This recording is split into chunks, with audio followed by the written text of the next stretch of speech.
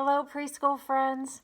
I'm so missing you today and just wanted to tell you how much I love you and miss you and can't wait till we can see each other again.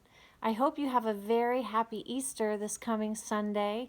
And this week is Easter week, which reminds us to celebrate Jesus coming back to life on Sunday. The real reason for why we celebrate Easter. Jesus had died and then he was alive again. And so we rejoice and we are happy and we celebrate that for Easter Sunday. It's just like a little butterfly. When it starts out as a caterpillar, it makes a little cocoon around itself and it looks like it's dead, that it's not going to be alive. But pretty soon that butterfly breaks out of that cocoon. And it's such a beautiful, beautiful change from this caterpillar into this beautiful butterfly. And it just gives us hope that there is new life. And it's the same thing with Jesus. He went into the grave and he was dead. And then he rose again to be with God in heaven. And he gives us the promise that we will be with him again too. So I wanted to share a very special book with you today. It's called The Three Trees, a traditional folk tale. And it's a very special tale about, well, you'll just have to see instead of me trying to explain. Okay. It was written by Elena Pasquale and Sophie Wyndham. Long ago, on a hillside, stood three trees. In the spring, their roots drank in the cool raindrops that trickled through the soil. In the summer, they unfolded their leaves to the sun. In the autumn, strong winds tousled their branches. In winter, they rested under the sparkling snow.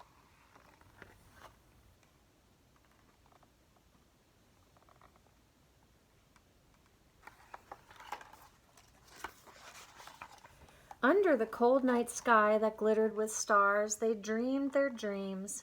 Mine, said the first tree, is of riches. I want to be made into a beautiful chest that will hold the finest treasure.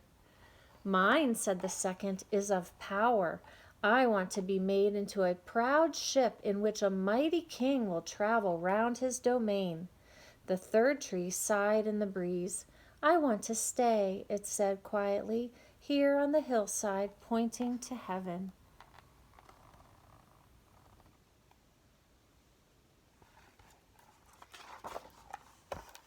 Many years went by, and the trees grew tall and strong. One day, three woodcutters climbed the hill, each with an axe in his hand.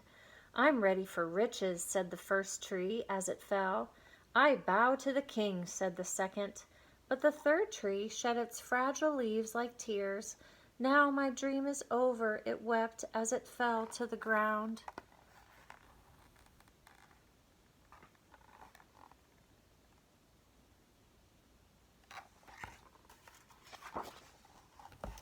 A carpenter took the wood from the first tree, sawed it into planks, and then joined them. It was a box he made, and he made it well. But it was not a chest. It was a sturdy trough.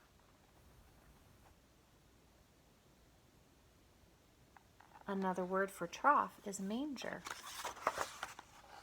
An innkeeper came and carted it away. Every evening he filled it with hay for the weary creatures that his guests brought to his stable. Such a humble life, sighed the tree, such a poor and dismal place.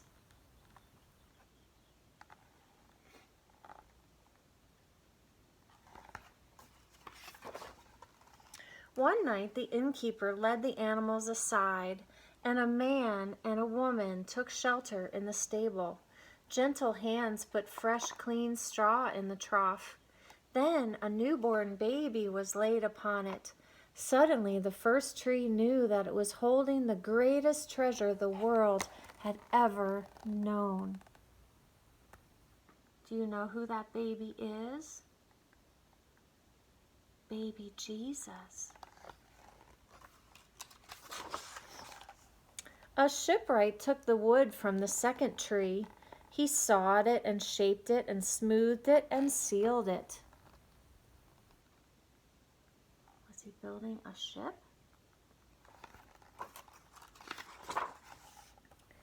Fishermen came and trundled it away. Each evening they slid it onto the violet blue waters of a lake, sailed off into the night, and cast their nets, later to haul them aboard full of slithering fish. Such a weary life, said the tree, and among such ordinary people. Do you know who those people could be? Those people are the disciples of Jesus, his friends who traveled with Jesus to tell the good news about Jesus. One night, storm winds blew and great waves crashed. Then a man stood up in the boat and spoke to the storm.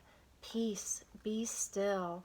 At once there was calm, and the second tree knew that it was carrying the mightiest king the world had ever known.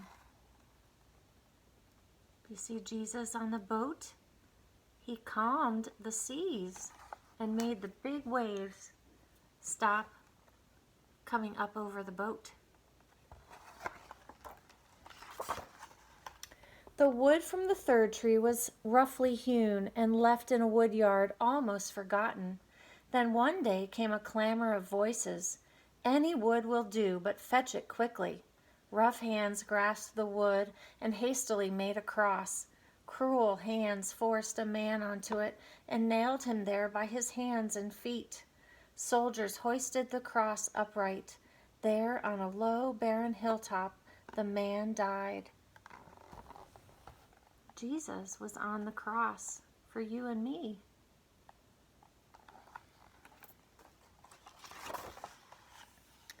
The tree that became a cross was left empty. As the sun sank low, it felt despair deeper than it had ever known. Though the sun rose and set again, every hour felt like darkness.